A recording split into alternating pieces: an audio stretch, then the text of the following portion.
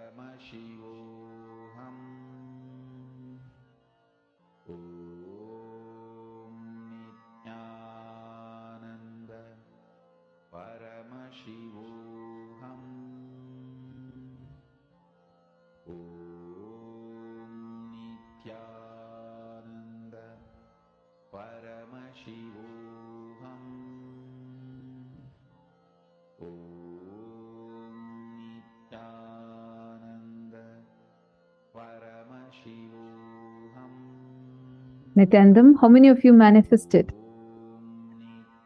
You can post it in the chat. How many of you were able to manifest? Please take a quick few minutes and share that with us. Now we all are going to be entering into a very exciting session. I know a whole day enjoying these Vedic astrology, learning about Hindu cosmology. It's been so exciting, right? The next session we are going to be entering into is even more exciting because this is Surya Siddhanta. Much, much, much deeper revelations on the Vedic astrology and astronomy, how the cosmos exists. So that's the session all of us are now going to be entering into. Get ready. Take note of all your clicks, and you're going to share your clicks with us right after the session.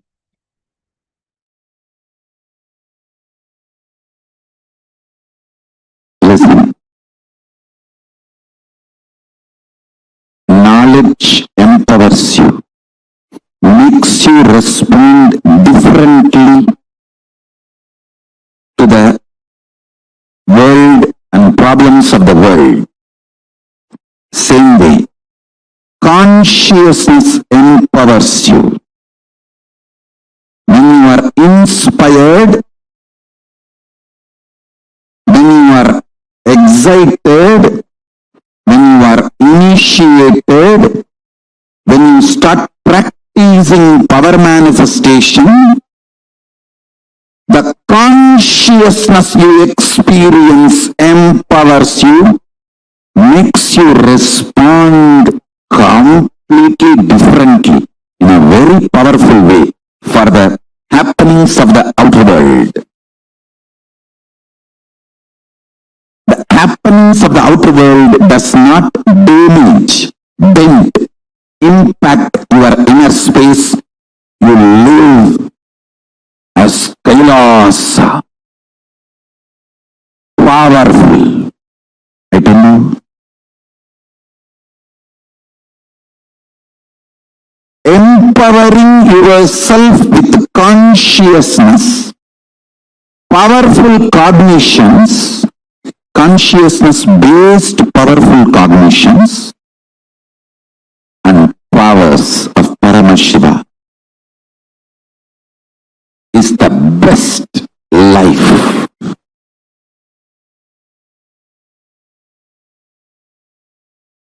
I am from the tradition, ecosystem which gave books like Surya Siddhanta.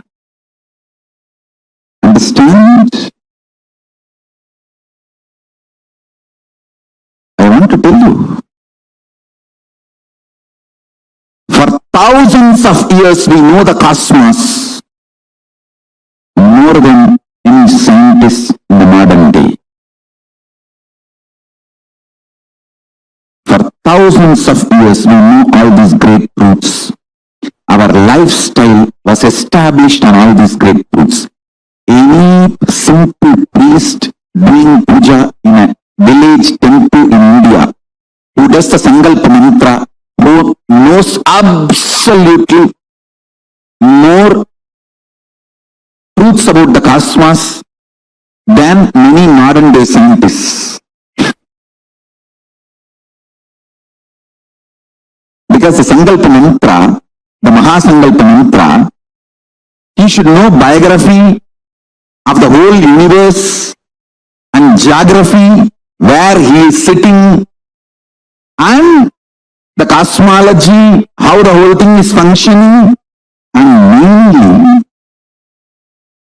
the relationship between these three for his present moment of when he is performing, conducting this sacred ritual. The whole thing he has to know. Only when he can do Mahasankalpa.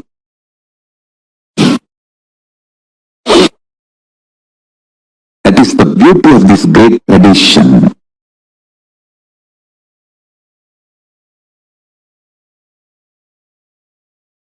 The sun which you are seeing every day is described as Aditya, incarnation of Surya in Surya Siddhanta.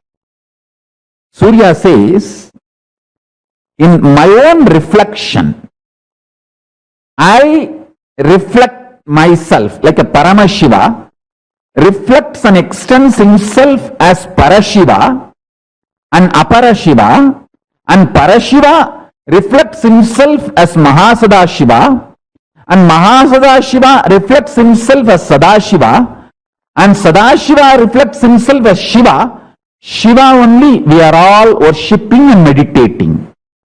So understand how Paramashiva reflects into Parashiva and Aparashiva, how Parashiva reflects into Mahasadashiva, Mahasadashiva into Sadashiva, Sadashiva into Shiva. Same way, Surya reflects into Aditya. Aditya only is seen by all of us through our eyes every day. So the galaxy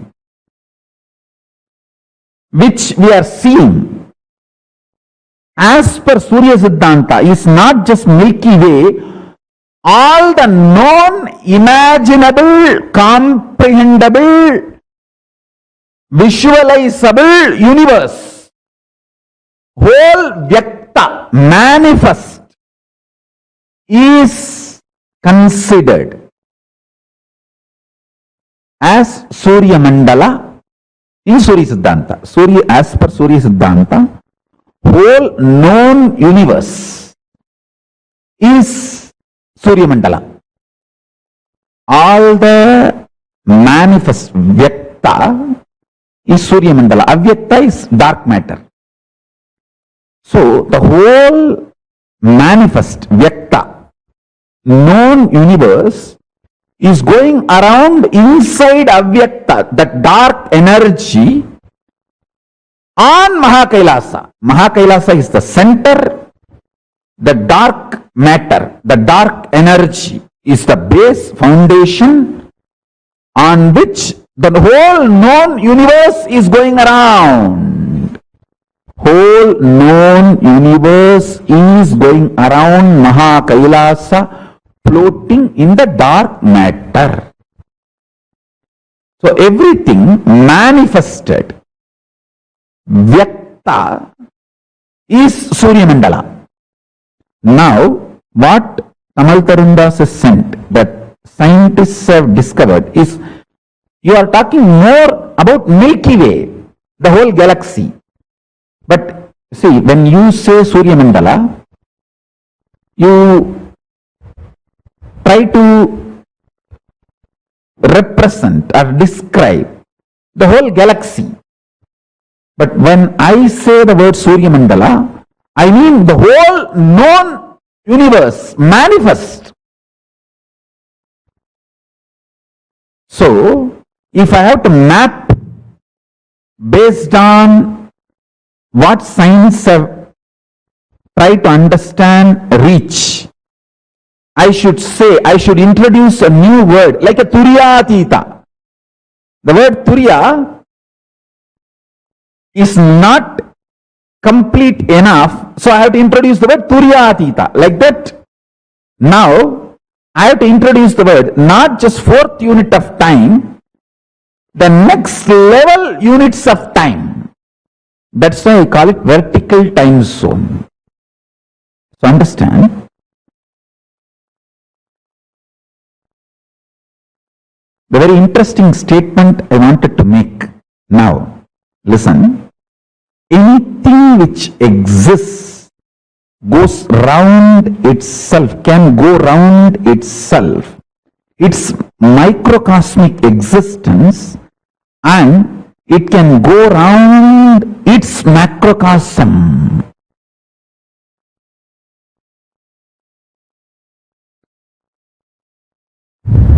Very paradoxical statement. Listen, anything which exists can rotate within itself, its microcosmic existence, and it can go around the whole macrocosm. So now, the next revelation is, even Mahakailasa, Paramashiva, is going round himself, means he is doing Swapradakshina, and around him the whole universe is going around. Listen carefully. So, the next, it's not conclusion, it's revelation.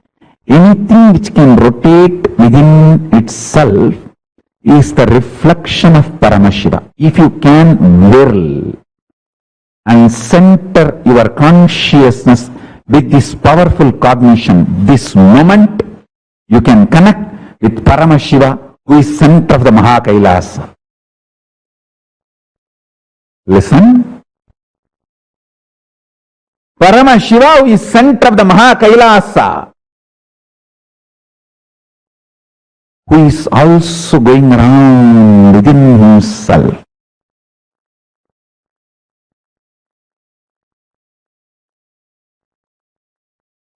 Swapradakshina, Atma Pradakshina.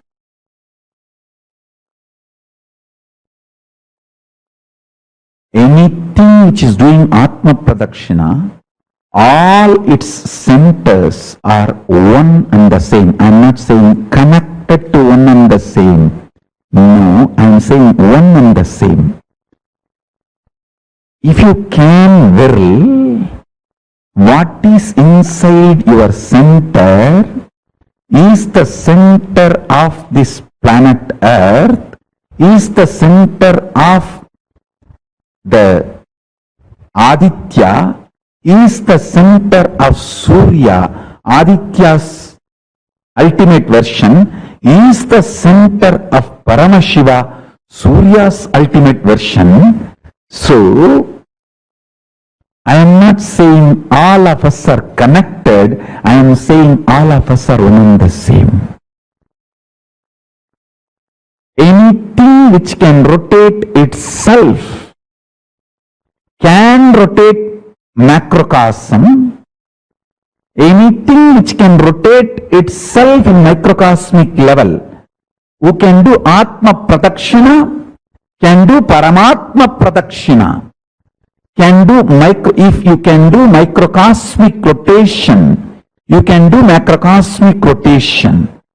So anything which does microcosmic rotation, Atma Pradakshina, Swapradakshina, is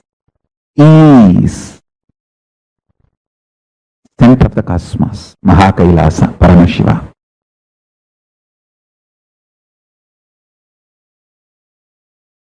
Your conscious intention is the principal manifestation, primary expression, core concept called you. Understand? If you are a concept, core of you is your conscious intention. You need to know, the good news is your unconscious mood swings does not matter. That is why knowledge, jnana, about what is right conscious intention is given so much of importance in Hindu tradition. That is why in Hinduism, the ultimate is called Veda, not Divya. Listen. The word Veda means knowing, knowledge. Divya means sacred. Veda, knowledge is sacred. Whether you talk about the cosmos, its principles, or planets, the principles in which planets exist, the being of the planets, doings of the planets, please understand, as your modern science teaches, planets are not like some dead mechanism just going round, round, round. It is all living energies. That is why Surya Siddhanta can clearly, precisely calculate and tell you whether the past astronomical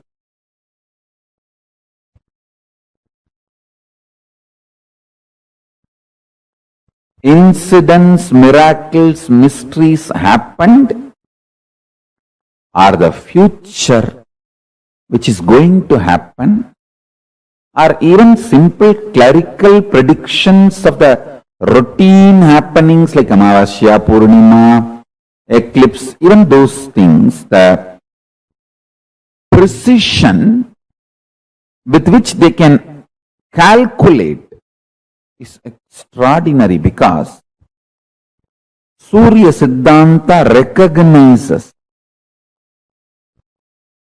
each of these planets as living forces. Modern day psychology, Vedic psychology. Modern day medicine, Vedic medicine. Modern day physiology, Vedic physiology. Modern day cosmology, Vedic cosmology. The difference between this is only one thing. In Vedic tradition, everything is conscious centered. You are not biomechanism in Ayurveda, you are bioorganism. In modern day medicine, you are biomechanism. They don't involve the component of consciousness, whether to diagnose you or cure you or treat you or attend to your illness or support you in any form. End to end, conscious component is not accepted as the active part of their whole profession, end to end.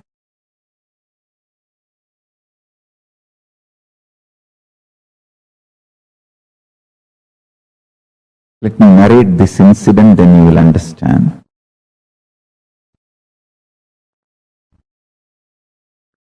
Once my guru was trying to teach me the Surya Siddhanta, means how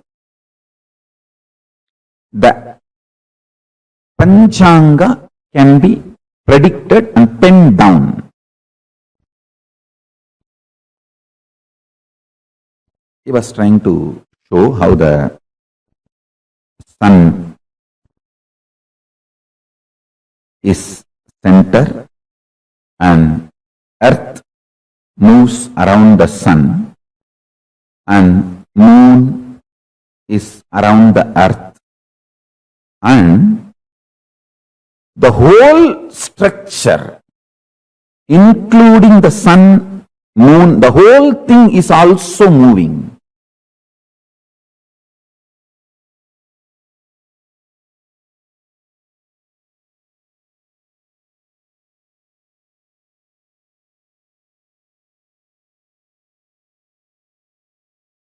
He described in an elaborate way,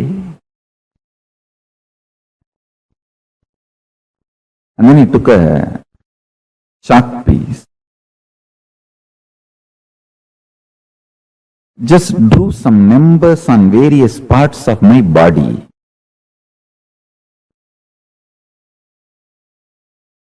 The numbers belong to each graha. Is directly connected to our internal organs. Each graha influences one of our internal organ heavily. And he drew that numbers on my body, and he drew that same numbers on external, on the floor.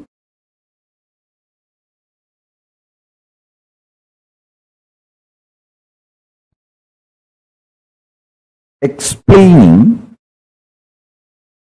how when those grahas change, when those stars move,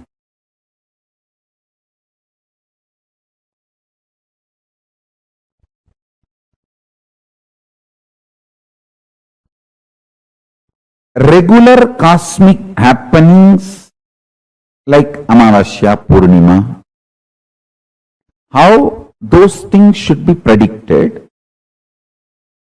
or calculated. That is more like a calculation. It's not even prediction.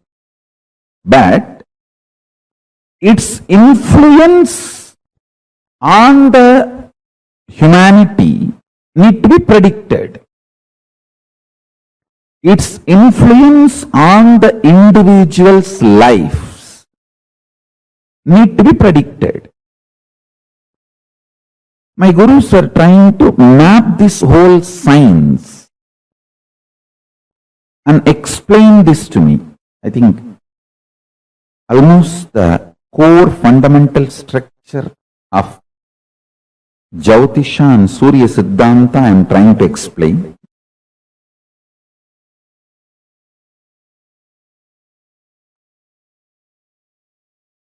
Chandaha padautu vedasya astau kalpoda patyate jyotishaamayanam chakshurniruttam shrotramuchyate sikshakranamtu Vedasya Mukam Vyakaranam Smrutam. This is a very traditional verse. In any Gurukul they will chant this and make you repeat. It's a description. 6 angas of the Vedas in Veda Purusha's body. Jyotisham Ayanam Chakshu, meaning Jyotish Shastra is considered as eyes of the Veda Purusha. From this we understand that the Vedic astrology is as old as Vedas, or in other words, does not have beginning, Anadi. This Shastra is also called Hora Shastra. Hora is an abbreviation of Ahoratram, meaning day and night. It means it is the systematic study of time and its components and parameters and its influence on physical, chemical, biological existence of what we know as life. Listen.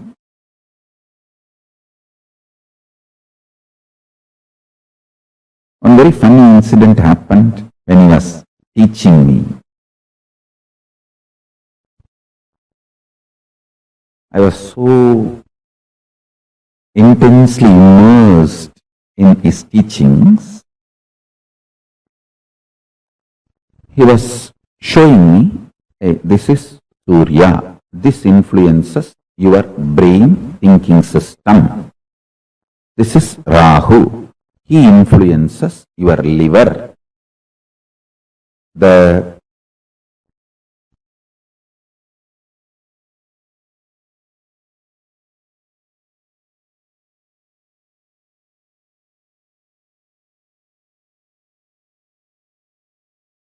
actions liver performs physically, its influence on your thinking system,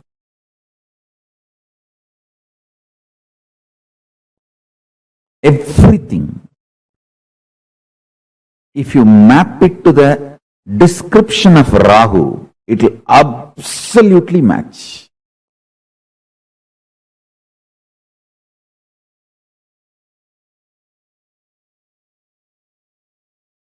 Guru, Brihaspati, is the decision-making mechanism which influences your will persistence, Agnya Chakra. Pituitary glands and its impact on your existence is directly Guru. He was explaining step by step how each of these grahas and their members and how they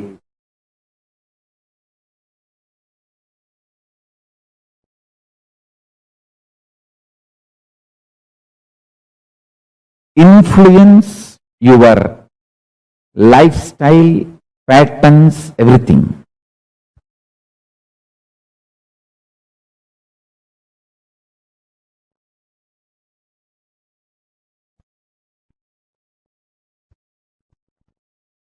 I'll repeat exact one line.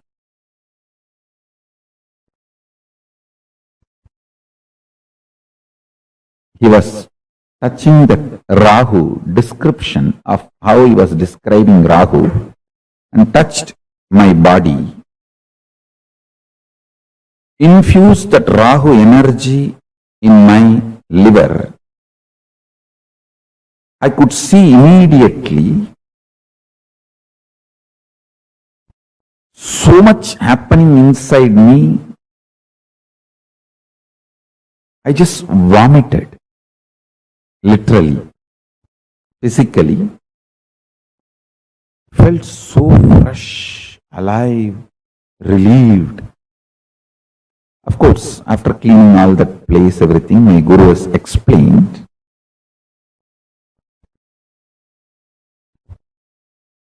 ஈரநேர்பட்டா ஆயுள் நீளும் தம்பி. In Tamil he said, if the liver is straightened out, life will increase. It is directly Rahu. Rahu is responsible for your longevity. Rahu can influence and put you in addictions and kill you, or he can keep you addiction free, or addicted to right habits and food and keep you happy, healthy for any long. This whole thing is related to your liver. If the liver decides to addict you for certain food, nothing can be done. Just by remembering that food, you will be forced, your whole system will be pushed to eat it. After eating, you will repent, but you will not stop eating. He said, integrity of the liver to the purpose of your existence makes you long, happy, healthily living.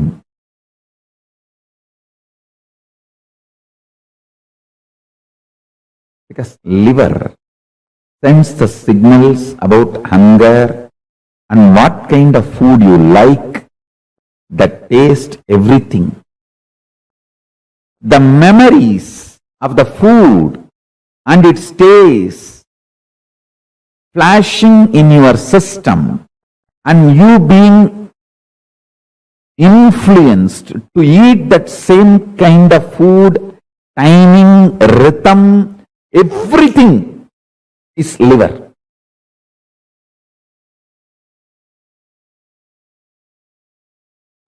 When you don't understand the fourth unit of time, kalpa,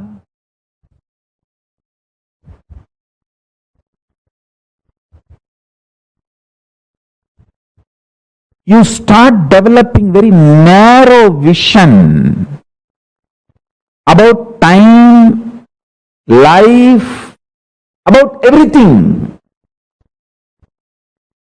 Anyone even intellectually understands the concept of kalpa, the fourth unit of time, is liberated from so much of fears. I tell you, the permanence of existence, perception about life absolutely changes the moment you understand this fourth unit of time. I'm just revealing some of the superconscious principles. I want a long Vakyartha Sadas to happen in every level.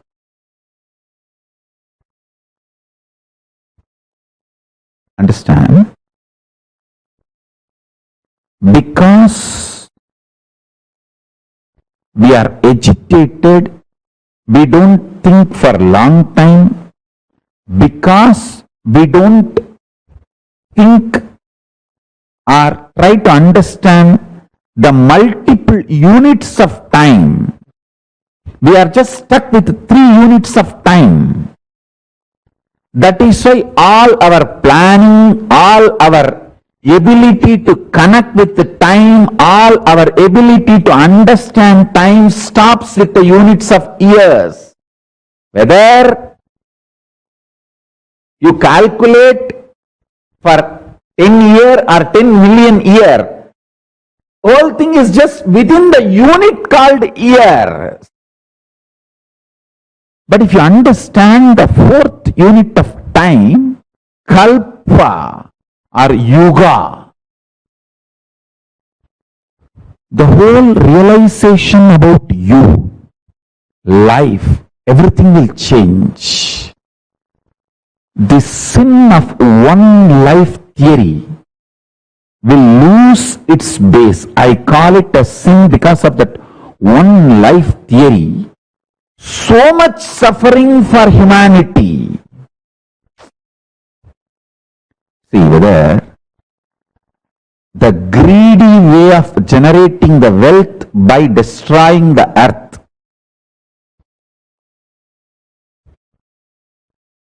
It's like you are going to attend a competition, bodybuilding competition tomorrow, just to get the award or the winner title. You take steroids and show the muscles which is not really built by hard work through steroids or drugs. You are ready even to die day after tomorrow after winning the title, but somehow you want to win the title. How? We need more gods for planet Earth, less human.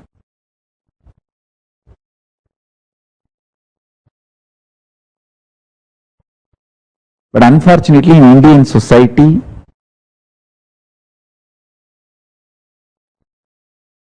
when you don't work, you only fall into tamas. Your body is trained. The food, thought currents, lifestyle, everything. Either you are active or sleeping, confused, lethargic, depressed, not in Turiya. But the food style, lifestyle, everything in Kailasa will be, you are unclutched, unclutched, unclutched. The more you are unclutched, more intensely active you are.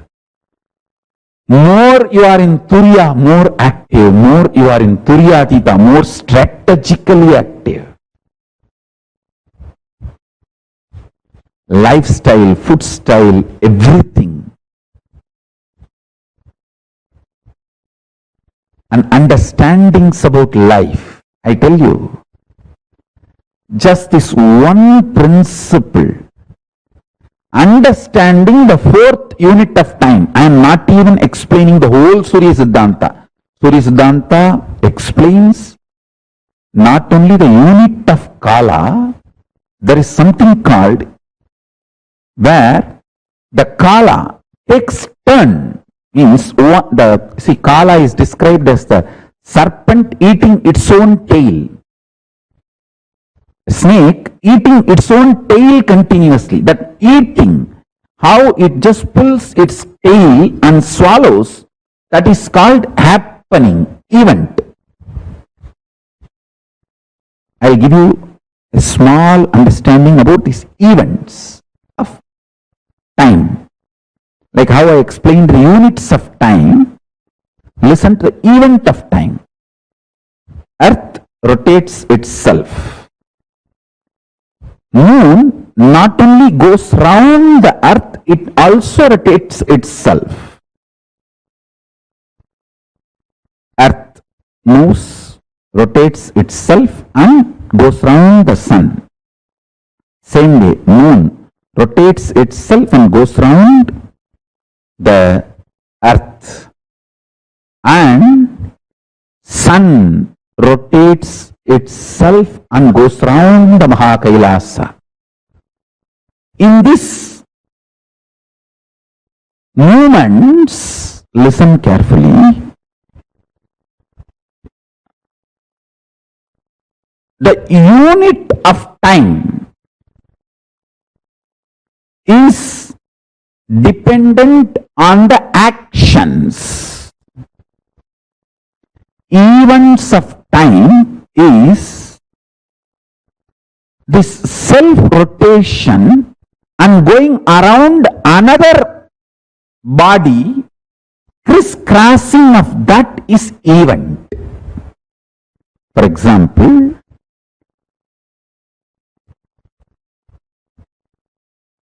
because moon goes round the earth and earth is going around the sun, this crisscrossing is the eclipse. At one point, this crisscrossing happens, means sun is covered by the moon or moon is covered by the sun.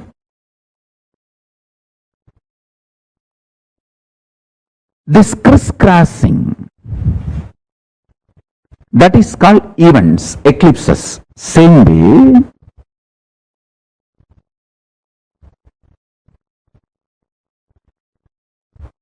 sun rotating itself and going around the Kailasa creates multiple events, not just unit.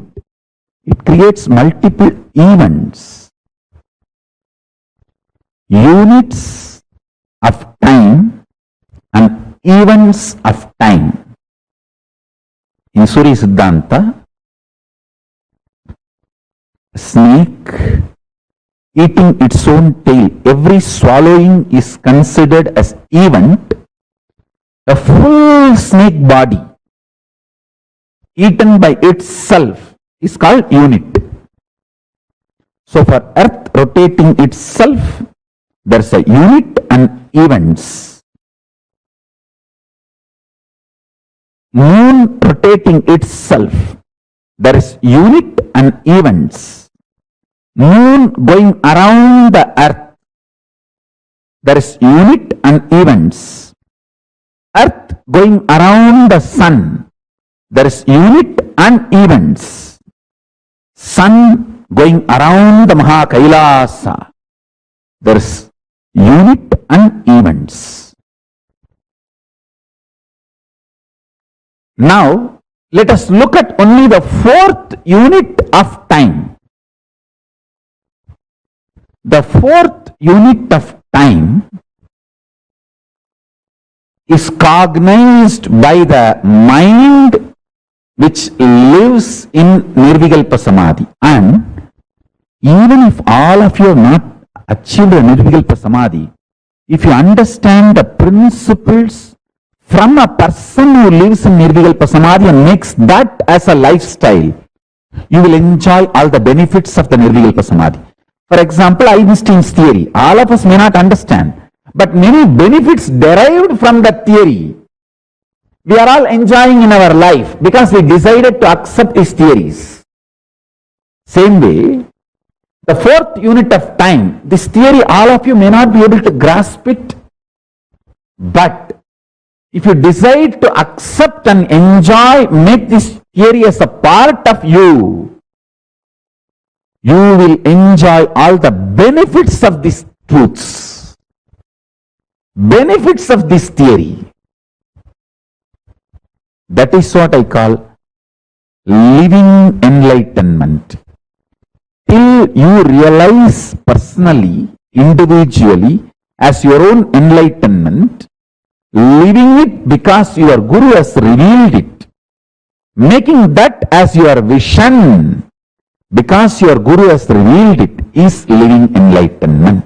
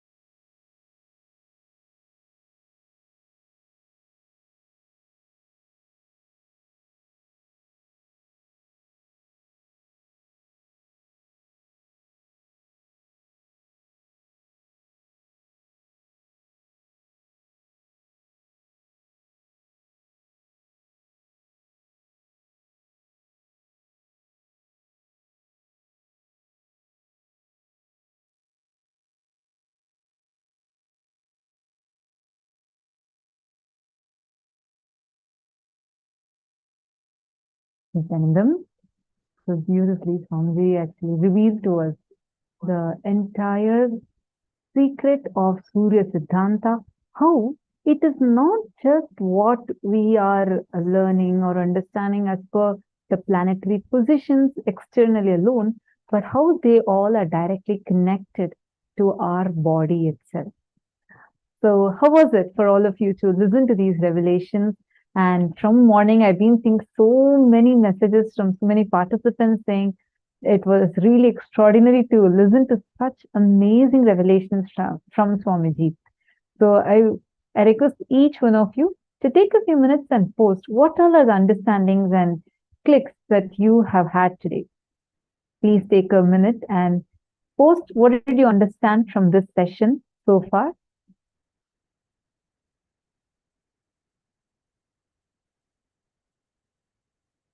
Which part did you really like? What are all the things that you really enjoy when Swamiji revealed about this Surya Siddhanta or explained about how each of these grahas are connected to our own body, everything?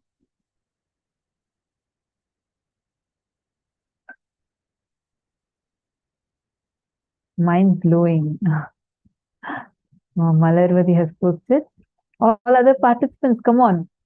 Alexandra, the cognition which Guru had revealed to you about Surya Siddhanta, even intellectually grasped by you, is living enlightenment. So this Surya Siddhanta seems to be very powerful, absolutely.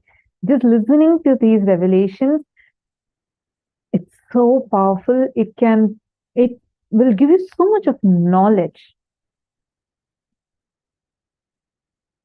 Alexandra has asked, is the moon also rotating around himself? Why we don't see the backside of the moon? See, actually Swamiji has answered this question. Swamiji said, we only see one side of the moon because Paramashiva has actually fitted the moon on his jatas. What does that signify? Only one side of the moon you can see at any given point in time. You only see that one side of the moon. They say in science we learn about the tidal connection that is there, where the moon is rotating along with the earth with only the same phase of the moon showing, the rotating speed is the same, etc., etc.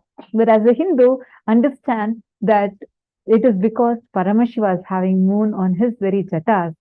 That is why you see only one side of the moon. That itself is a huge proof for you that how whatever we are learning is of much deeper scientific, like something that you can't even perceive. It's beyond your perception or cognition.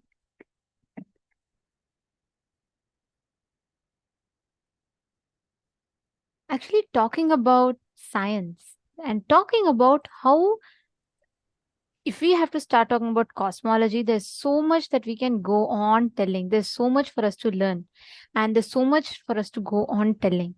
Because from time immemorial, Hindus have been advanced. We knew the science. Even before world looked up, we already knew what is beyond the sky that we see. We have been advanced. And like many of you have posted, it is only that a living avatar who only he can unveil these extraordinary truths to us in the most profoundly simplified manner. Let me start with this. From morning till now, each of you have been listening to these various revelations and you've all been enjoying. Can you all tell me what is it that you have learned through this? From morning till now, understanding about grahas, understanding about cosmology, what is it that you clicked with? Madonna saying, it's over my head. I'm brand new to Vedic astrology. Okay. How about the others? I mean, Madonna, honestly, every one of us are brand new to this astrology which Swamiji is revealing to us. Even the most, let alone Vedic, even the most scientific astrology would have not tapped into this aspect of astrology. Like I said, always physics is seen something apart, like space, it's out there, not relevant to our lives. And there's one group that only is focused on the space, and there's another group that's only focused on us. But between the Brahmanda and Pindhanda, there's so much more for us to know. Only an avatar can reveal this, which is what Swamiji has revealed for us. Come on, all the others, what did you click with from morning till now? What is it that you have understood? Ma Malarvati Arulampalam is saying it was mind-blowing. Okay, how about the others? When you listen to these revelations on cosmology, and how was it for you? Ma Mehnaz has put, I am amazed how this ancient civilization was exploring this multi-universe concept. Beautiful, right? How about the others?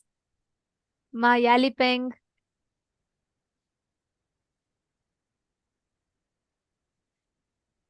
Okay, very nice. So many of you have posted.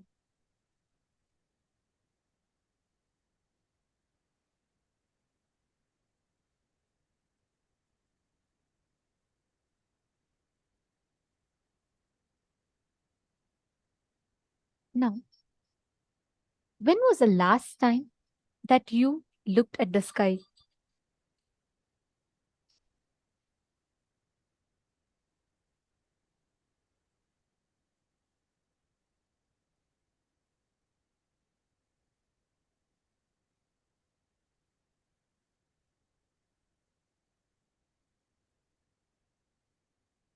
In the last full moon?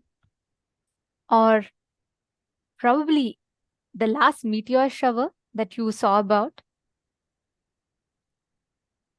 Or even earlier, let's say in your school, when you first learned about constellations?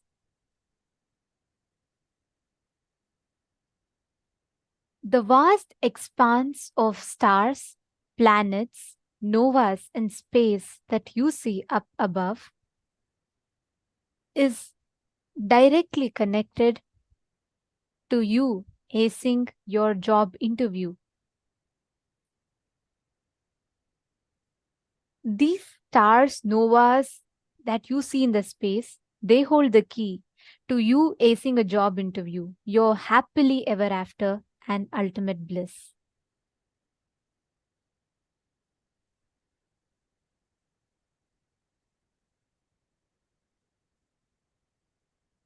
What you know about space, what you have seen, observed, or understood about space, there's a clear distance between us and Mother Nature.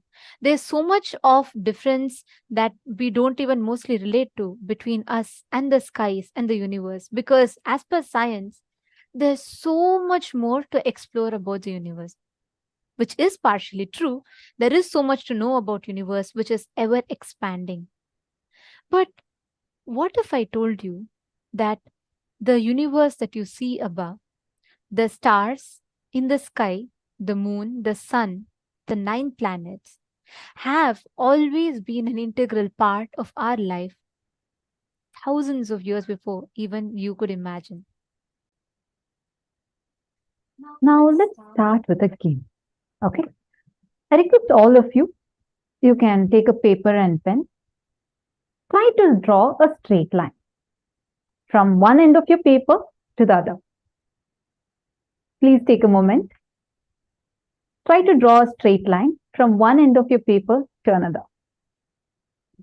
Let me know once you're done. Come on, all of you try. Pick up a piece of paper and pencil. Try. Okay, I see many of you are hurriedly getting your paper and pencil.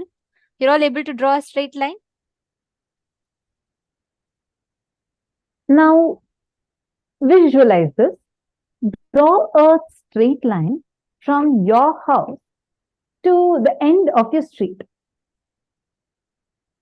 Try to visualize. Hard, slightly difficult. Okay, how about drawing a straight line from your city to your neighboring city? Visualize. Very difficult.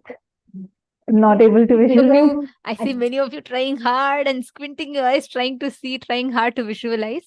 Okay, getting harder, is it? Getting harder? Okay. Now, how about going back to a time where there were no Google Maps, no GPS, no clocks, no internet, no navigation tools, absolutely nothing. And in that time,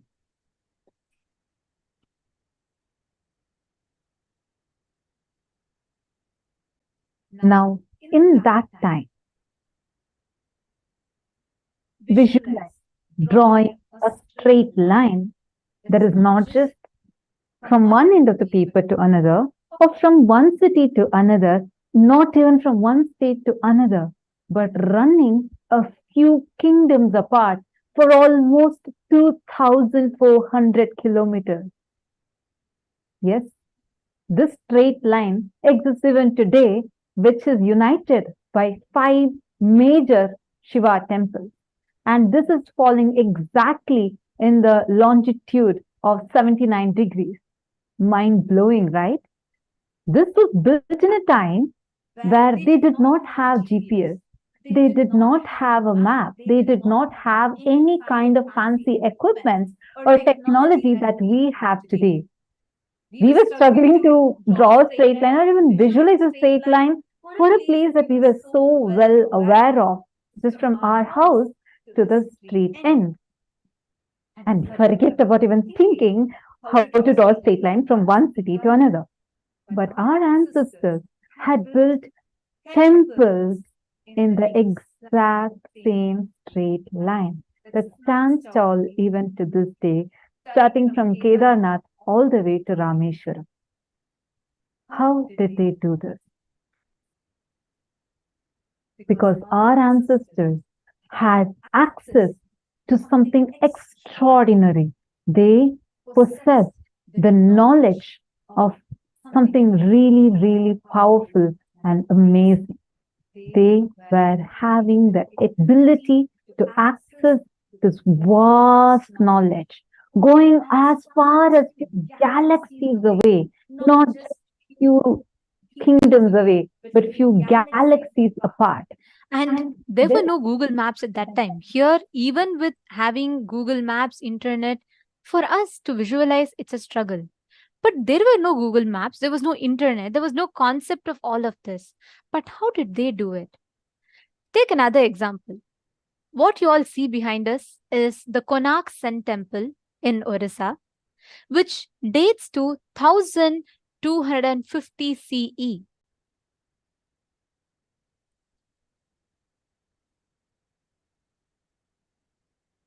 And this temple is known for its 24 wheels, which has these 24 wheels, which are in reality the sundials. And do you know, these wheels work to this day, these sundials work to this day.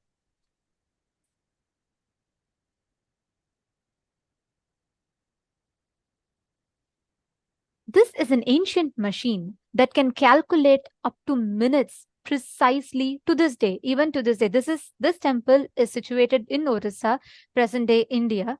And this sundial, as you all can see in the picture, has 8 big lines, which divides 24 hours into 8 parts, each of them lasting for 3 hours. And they have 8 small lines, slits in between them, and big lines, which cuts the 3-hour parts into half, which is 1.5 hours.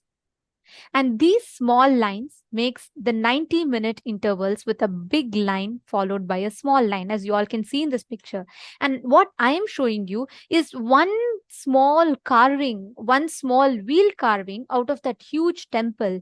And there's a science hidden behind this, just a simple wheel that is there. Doesn't end here. Do you all see these small beads in the wheel? There are 30 beads between a small and a big slits. Each bead represents 3 minutes for precise time measurement. And this sundial, which was built centuries ago, works with the same precision to this date. Even today, if you go to the Konark Sun Temple and if you try calculating time without the need of modern machineries, without need of modern watches, phones, anything, you can calculate the time with the exact same precision up to 3 minutes precise.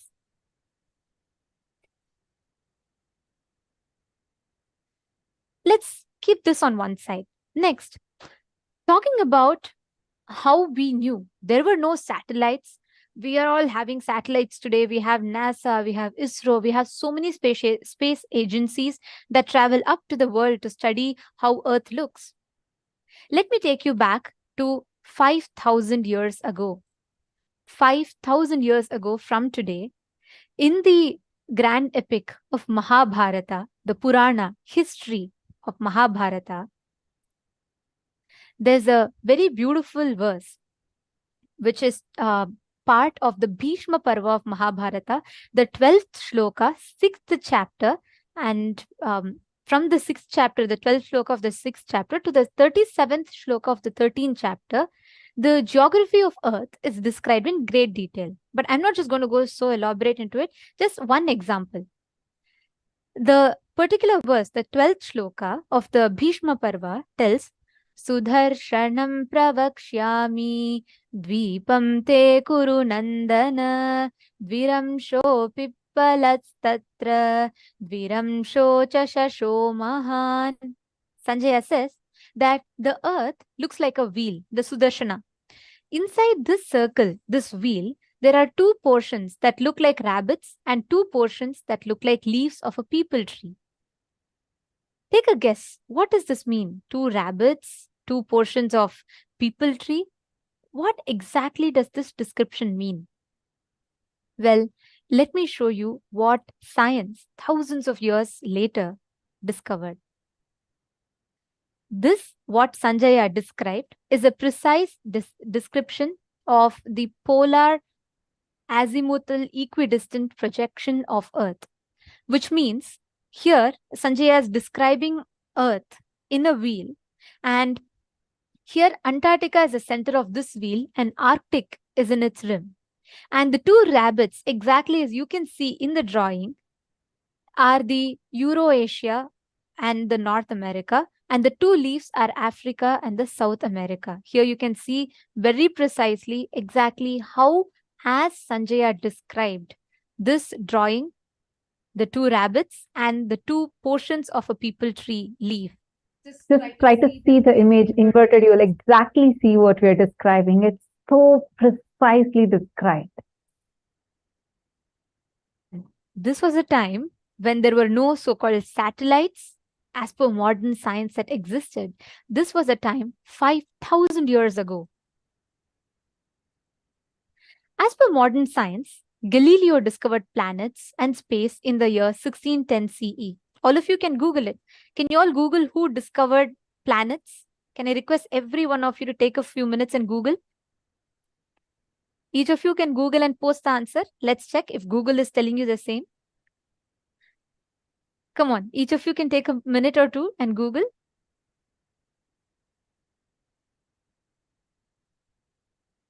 Google who discovered planets, and you all can post the answers in the chat.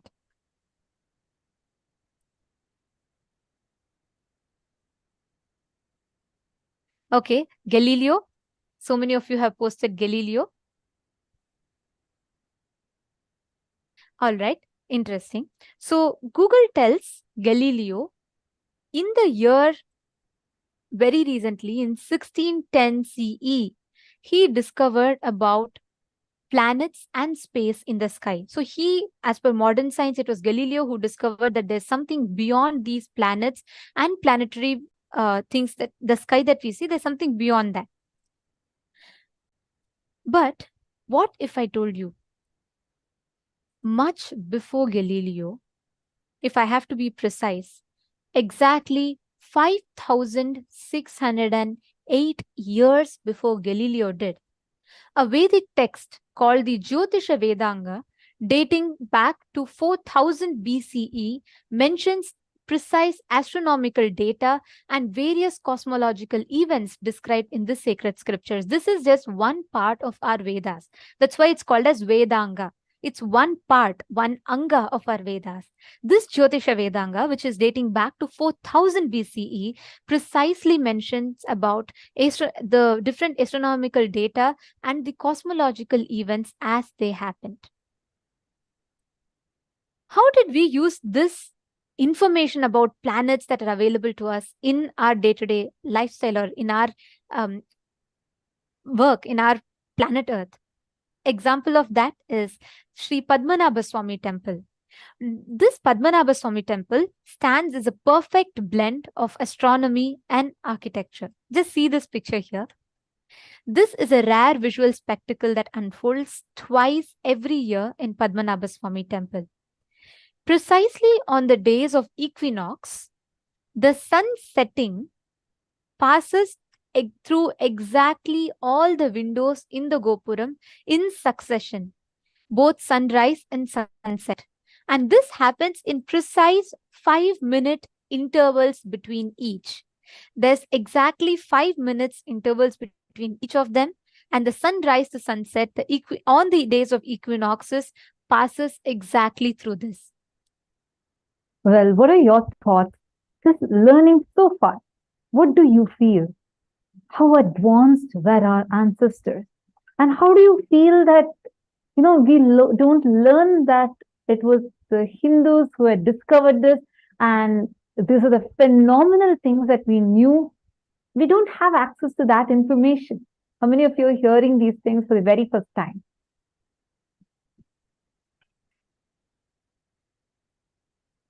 Come on, take a moment and share. How many of you are here listening to this for the very, very first time? Yes, first time. See for yourself, what an amazing thing has been hidden from us. This is my first time, me, okay. Wow, I see so many of, I think various different Zoom rooms, so many of you have responded. Ma Susan has put this, history is taught by conquerors and the rest is covered up. Actually, the history is available to us even now. All these things are available. It is not being taught to us, it's being covered. That is why what Swamiji is doing to bring all these sciences, reviving these sciences, making it available to humanity is something too amazing. And extreme sacrifice and hard work goes behind this. And not just that, from morning, every session almost we had so many of you saying each session was just mind-blowing what Swamiji was revealing, whether it was about the planets, whether it was about the astrology or astronomy, every science, whether it was about the black hole, Big Bang. Understand all this science that Swamiji is gifting it to us. It is with a lot of hard work, the intense research, the time that Swamiji spent to gift all these to us, and the immense knowledge that Swamiji is sharing all of these with us and making it completely available for free. How do each one of you feel? Can each of you take a few minutes and go to Twitter and tweet your experience? How you feel just being here today, receiving these amazing gifts from Swamiji, and where Swamiji is gifting to you the knowledge, the gifts from Sanatana Hindu Dharma, which otherwise is not available to us today. And most importantly, when you see that so many information, so many truths that's so publicly available, like you all Googled and all of you have posted how Galileo is shown as the person who discovered. But 5,000 years before Galileo, our rishis, our scriptures very clearly described about the different astral bodies in space. Same way, if you see Rishi Varaha Mihira, who existed somewhere between the 6th century CE, in his book, the Paulisha Siddhanta, he accounts clearly how Earth is spherical and constitutes of 5 elements, which stands poised in the region of spaces, as if in an iron ball held in a position in a cage of magnets. He has so precisely described this is in the 6th century CE. Similarly, Kamalakara, a Hindu astronomer and mathematician who lived in Varanasi in the 17th century AD, gave the first detailed account of causes of earthquake within Earth's crust. However, the European geologists took another whole century to publish the first basic understanding of Earth's interior and the phenomenon called earthquake. In every single step, we were advanced. For example, Aryabhatta. In his book Aryabhattiyam, dating 477 AD, mentions about how Earth revolves around the Sun, the distance between Earth and the Sun, and how Earth takes 24 hours to rotate around the Sun, and how Earth rotates on its own axis.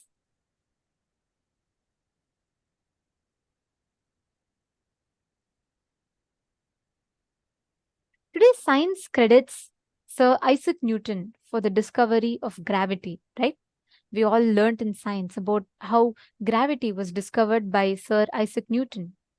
But 5,000 years before him, written in 1500 BCE, the Rig Veda explains the gravitational effect of solar system and how the solar system, the sun, keeps the earth stable through gravity. Here you all can see the precise words that describes gravity. Now, the darshan that we are going to be experiencing today is very, very strongly connected to all of these things that we are learning. It was only a few years before science concluded, the modern day science concluded that the universe came into existence after a huge big bang that had happened. But millions of years before this, when the event of Big Bang actually happened, it was recorded in our Arunachala Purana as the happening of Bhagavan Lingodbhava. And that is the very darshan we are going to be having today. Let us all take a few minutes. We are now going to be chanting the Dhyana Shloka of Bhagavan Lingodbhava Murti and preparing ourselves to enter into today's darshan. All the things that you've been learning since morning, everything that you've been learning, all those you will see how it will become a very powerful experience in you today during today's session.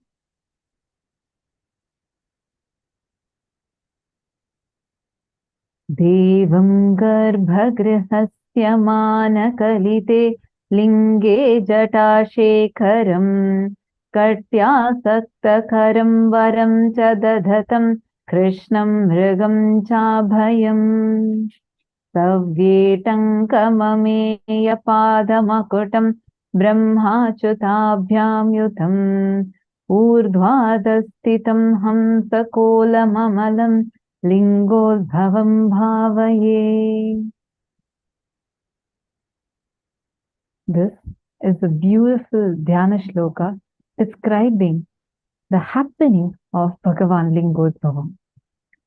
And today's session is actually, today's Pradosham. This is the very day when Bhagavan Lingodbhava manifested, meaning this is the exact time frame. Like the whole cosmic alignment is there in such a way exactly how when Bhagavan Lingodbhava manifested it was there.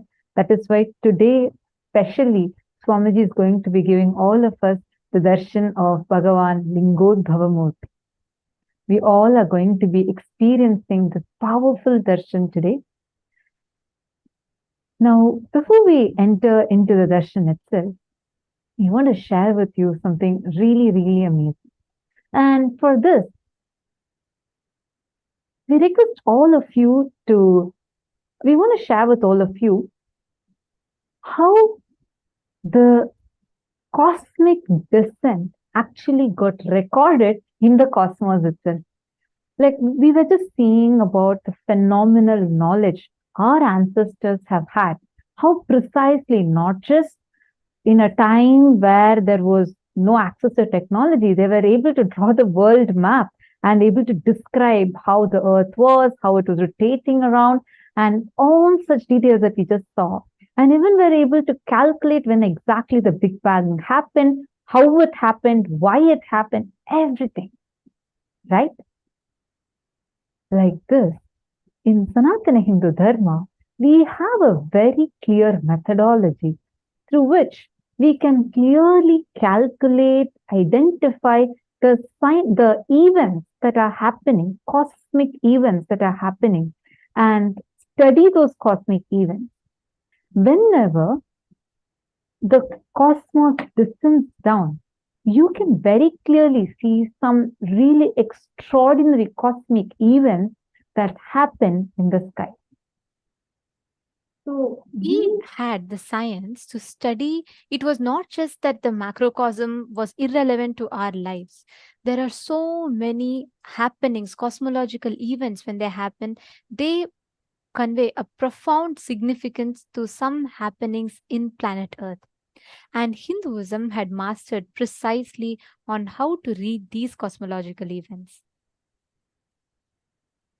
There are multiple times big bangs, black holes, the happenings of supernovas, all of these which signify events of profound importance in our planet Earth. And we are going to be taking you through one such event.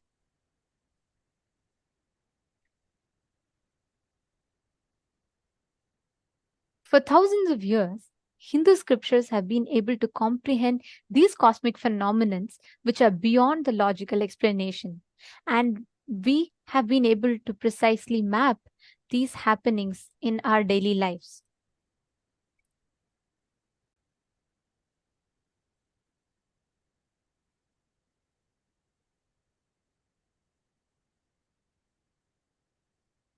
Documenting every single event, including the big bangs, the black holes, manifesting simultaneously, spontaneously, and synergetically.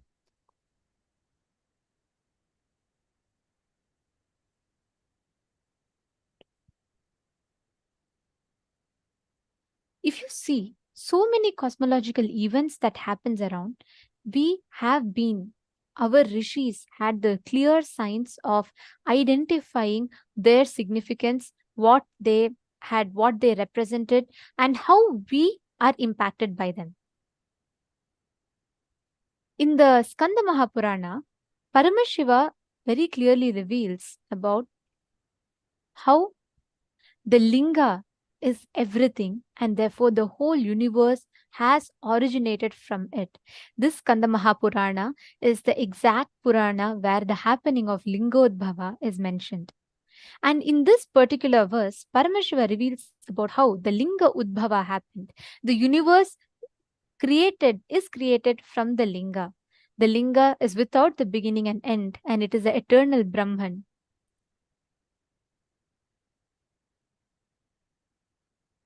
And this is clearly stated in multiple other scriptures, stating clearly how the Big Bang started from Paramashiva Linga and merges back into that Lingodbhava, that form of Paramashiva.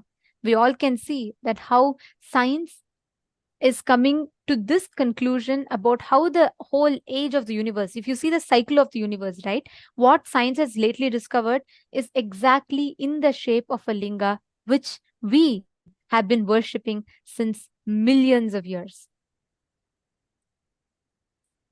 According to the science, the universe was created out of a black hole, and suddenly a big bang emerged into creating this universe. And this is exactly what in our scriptures we call as the manifestation of Lingodbhava, the avyakta, manifesting into vyakta, the manifest. The descent and the departure of great incarnations when cosmos descends, it has been recorded in multiple astrophysical phenomena such as meteors, comets, and supernovas. For instance, if you see when Bhagavan Ramana Maharshi attained Mahasamadhi in 1950, thousands were witness to an illuminous meteor traveling across the sky. Like this, there have been multiple such events that have been clearly recorded, and something very, very phenomenal, exactly like this, happened on the 3rd of January, 1978, exactly when Swamiji, the Supreme Pontiff of Hinduism, descended on the planet. On the 3rd of January 1978, the exact moment that Avatar descended. Let's start with the birth. Let me describe exactly the experience of birth. The experience itself is really wonderful. There was no dual or two things. First, it can be said even in the way like a light covered by light. There was no experiencer and experienced separately. There was only one consciousness which is intelligent, which is alive, and which is enjoying itself. First, it was just the Satchidananda, nothing else.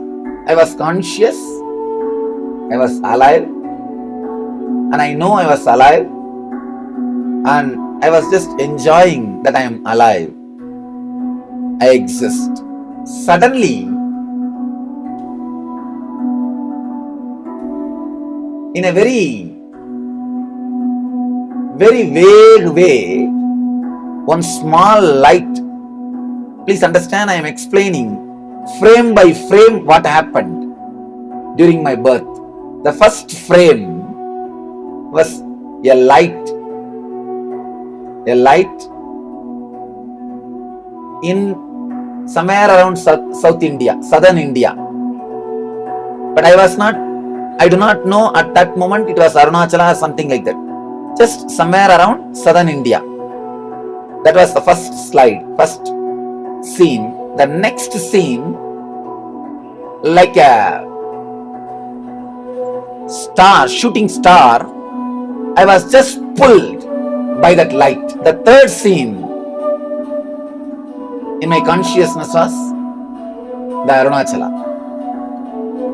By now, I know I already taken the body.